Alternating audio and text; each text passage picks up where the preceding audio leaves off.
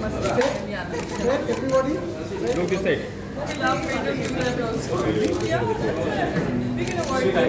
Ma'am. So Garima now speaks about the film and then accordingly.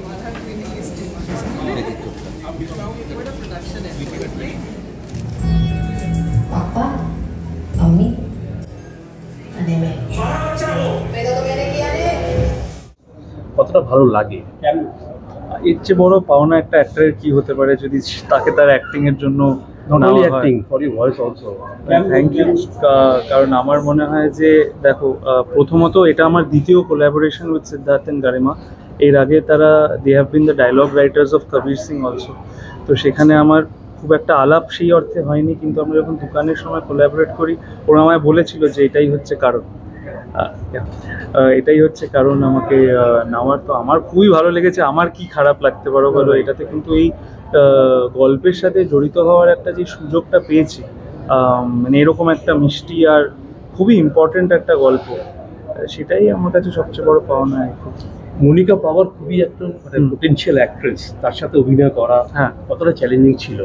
আমার মনে হয় যে যদি তুমি তোমার প্রিপারেশনটা প্রপারলি করে থাকো না, তাহলে কোনো অভিনেতাই আসুক না কেন সেই চ্যালেঞ্জটা চ্যালেঞ্জের মতো মনে হবে না। সেই চ্যালেঞ্জটা মনে হবে যেন আমরা একে অপরের সাথে মানে ওই জ্যাম করছি আর কি, সেই ব্যাপারটা হয়ে যায় যে একসাথে ওই খেলা হয়ে যায় তখন একটা। তো এই খেলাটায় আমার তো খুব মজা লাগে, কারণ ভালো অভিনেতাদের সাথে অভিনয় করারই সুযোগ পাওয়াটাই একটা massive bonus.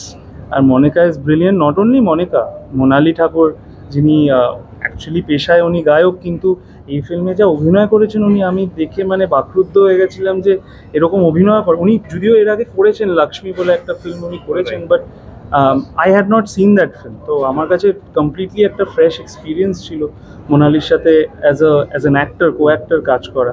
So it's fantastic. Please take us through your character Arman. আমার চরিত্রটা বেসিক্যালি কী বলতো, আমি খুব একটা এই কারণেই বলতে চাইছি না, কারণ পার্টিকুলারলি যদি আমি বলতে চাই তাহলে গল্পটা অনেকটা বলে দেওয়া হবে।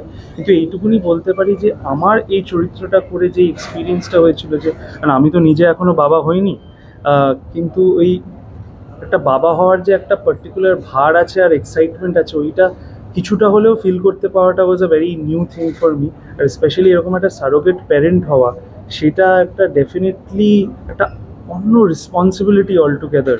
সেটার আর চরিত্রটার সোশিও ইকোনমিক রিয়ালিটিটা আমার থেকে অনেকটা ডিফারেন্ট। মানে এ খুব হাই ক্লাসে বিলং করে, তার অনেক মানে পয়সাওয়ালা বাড়ির ছেলে, তাদের না অনেক গোড়া বুদ্ধি হয় কয়েকটা। যত তোমার পয়সা বেশি তত তোমার প্রিন্সিপালসও বেশি।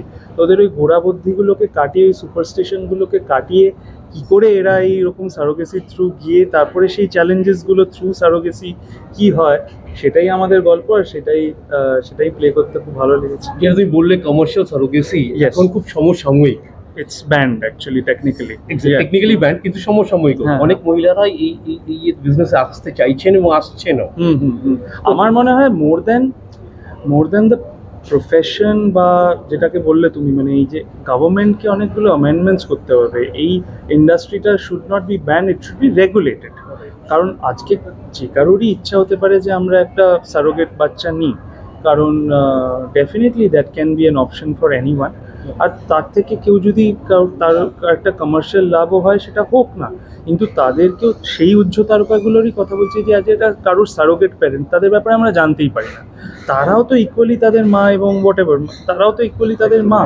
তো সেই সম্মানটা যদি আমরা কোথাও গিয়ে একটা দিতে পারি, সেটাই আমাদের ফিল্ম সেলিব্রেট করছে আর কি। কি ধরনের চ্যালেঞ্জেস ফেস করতে হয়েছে মানে এই টাইপের ক্যারেক্টারের জন্য? কিছু প্রিপারেশন ছিল আলাদা? Definitely to go through the entire research material, যেটা ওরা 7-8 বছর ধরে প্রিপেয়ার করেছে। কারণ আমরা দেখো একটা ফিল্ম 40 কি 45 দিন শ্যুট করি, সেটার মধ্যে ধরো 3 মাসের একটা শিডিউল হয়, সেখানে 40 থেকে 42 দিন আমরা শ্যুট করি। কিন্তু ডিরেক্টরদের জার্নিটা আরও অনেক লম্বা। তো তারা একটা 7-8 বছরের রিসার্চ ম্যাটেরিয়াল আমাদেরকে পেশ করেছিল। আমাদের ক্যারেক্টারের ওপরেও অনেকগুলো ওরা প্রচুর, মানে the directors new everything that they wanted to do right from the very beginning. তো সেই বিষয়টা এতটা ইন্টারেস্টিং ছিল রিসার্চ ম্যাটেরিয়াল, ওগুলো দেখেই আমি ঘাবড়ে গেছিলাম। আমি ইনফ্যাক্ট যখন শুটিং করতে গেছি ভাসো বলে একটা গ্রামে, মানে গুজরাটের অনেক দূর একটা গ্রামে আমরা শ্যুট করছিলাম এটা, সেদিন আমি একটা দেখেছিলাম একটা ম্যাটাডোর, মানে একটা ছোট্ট ওই টেম্পোর মতন ম্যাটাডোরের পেছনে প্রায় সারি সারি মহিলারা ওরকম চুন্নি পরে না বসে আছে। ওই ইমেজটা দেখেই আমি ফটোটা তুলে আমাদের ডিরেক্টরকে পাঠালাম কি আমাদের ফিল্মটা সিনার্জিতে আছে, আমাদের ফিল্মটা একটা কোনো মানে some upper energy is working for it, তাই আমি এই ইমেজটা এখন দেখতে পেলাম যখন আমি shooting for the film. And how much optimistic are you with this film? See, I am optimistic that people will like the film, but I am not a person of numbers, so I don't know how to talk numbers. আমি কত ফিল্মটা করবে, box of, এই জিনিসগুলো না অনেকটা ডিস্ট্রিবিউশনের ওপরে dependent থাকে, কি ফিল্ম কখন কি আসছে সেগুলোর উপরে, এগুলো আমাদের হাতে নেই। But I am very optimistic about যারাই ধরো দেখতে যাবে, সেটা যদি দুজনও যদি দেখতে যায় তাদের ভালো লাগবে ফিল্মটা। কিন্তু এই ধরনের এক্সপেরিমেন্টাল ফিল্ম কিন্তু ফেলিওর দেখতে পাচ্ছে আর কি বক্স অফিসে। কদিন আগে আমির খান প্রোডাকশন এই তরফ থেকে একটা ফিল্ম রিলিজ করা হয়েছিল, ভালো হওয়ার সত্ত্বেও, সমসাময়িক হওয়ার সত্ত্বেও কিন্তু ফিল্মটা চলেনি in terms of box office report. আমাদের না অনেক পারসেপশন বিল্ডিং দরকার, কারণ অনেকে মনে করে যে কোনো ফিল্ম যদি 100 কোটি টাকা না পায় সেটা is a failure. That's not true. সবকটা ফিল্মের কস্ট অত হয় না দ্যাট ওদেরকে 100 কোটি টাকা কামাতে হবে to get that super hit tag. For a film that is say that was made in 5 crores, তার জন্য একটা 20 কোটি টাকা কি 30 কোটি টাকা কামানো, সেই ডিস্ট্রিবিউশন পাওয়াটাই অনেকটা ম্যাসিভ একটা চ্যালেঞ্জ।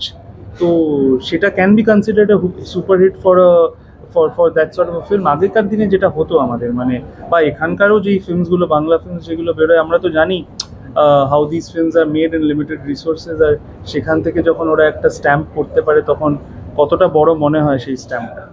সো দ্যাটস হোয়াট, মানে আমার মনে হয় পারসেপশন বিল্ডিংটা দরকার, যে every film need not be measured with numbers, it should B measured with emotions.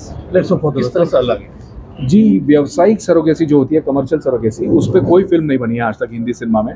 Surrogacy के मुद्दे पे कहीं कहीं टच करती हुई फिल्में बनी हैं, बट व्यावसायिक सरोगेसी जो गुजरात में होती थी, 1300 करोड़ की इंडस्ट्री थी, उस पर कोई हिंदी सिनेमा नहीं बनी है कभी, तो ये पहली होगी। और मैं ये भी कहना चाहूँगी कि दुकान एक बहुत एंटरटेनिंग फिल्म है इस सब्जेक्ट को लेकर।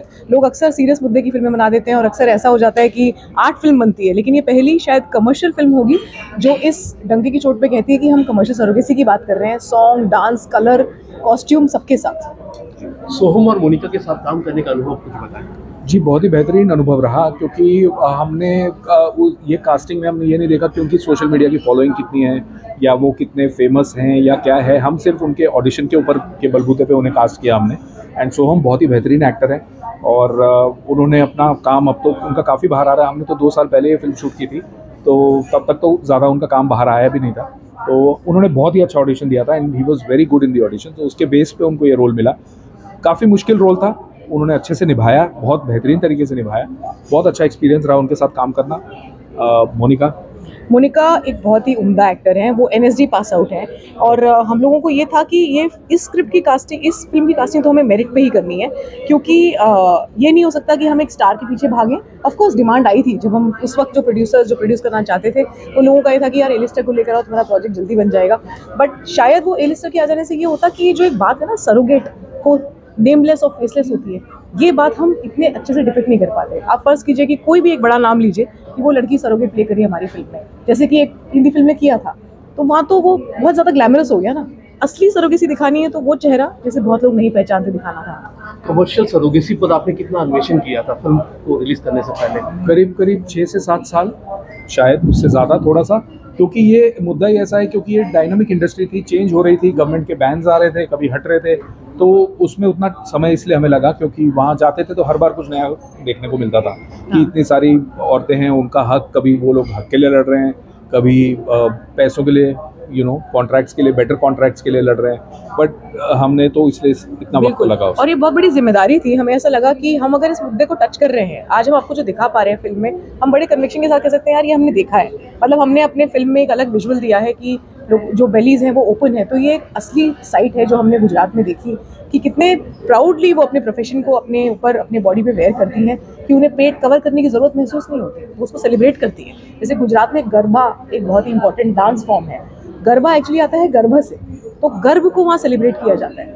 ये बात हम लोगों को बहुत अच्छे से दिखानी थी अपनी फिल्म में। आपकी फिल्म रिलीज होने के बाद क्या लगता है इन महिलाओं को कितनी सहूलियत मिलेगी? हम तो ये कोशिश चाहते हैं पूरी अपनी ओर से कि सरकार अपने बैन को रिकंसिडर करे और इन महिलाओं के लिए हम वो कर पाएँ जो इनकी रोज़गार था, ये रोज़गार वापस आ जाए, उन कपल्स के लिए उम्मीद आ जाए वापस जो बच्चे सर्विस से करना चाहते हैं। तो बिल्कुल ये होना चाहिए, बस इसमें रेगुलेशन होना चाहिए, राइट्स की बात होनी चाहिए। जैसे फॉरेन कंट्रीज़ में सरोगेट मदर का नाम रहता है बर्थ सर्टिफिकेट में, इंडिया में भी वो होना चाहिए। इस फिल्म को करने के लिए आपने हामी क्यों भरी? इस सवाल के लिए मैं प्रिपेयर नहीं थी। नहीं, इस फिल्म को करने के लिए मैंने हामी नहीं भरी। ये एक ऐसी फिल्म थी जिसके लिए मैंने ऊपर वाले से प्रार्थना की थी कि जब मैं फिल्म मेकर बनूं, एक प्रोड्यूसर बनूं, ऐसी फिल्म मिले या ऐसी स्क्रिप्ट मिले जो पैसे को जस्टिस कर सके, हार्डवर्क को जस्टिस कर सके, and this was the script. You know, life में इस फिल्म ने मुझे चुना या मैंने उसे चुना is just the same story of a mother and a child, कि मेरे बच्चे को मैंने चुना है। कहते हैं ना, children make the mother and the mother is made by the child. So this film was my total luck that it came to us, and I am super proud of this film. ये picture बाहर आएगी, मुझे इतना पता है कि लोग बहुत एंटरटेन्ड होंगे। बहुत प्यारी स्क्रिप्ट है, बहुत ओरिजिनल स्क्रिप्ट है। It's not a project and people will like it. So I hope people like it. लोग प्यार दें। That's it. शुक्रिया। Thank you.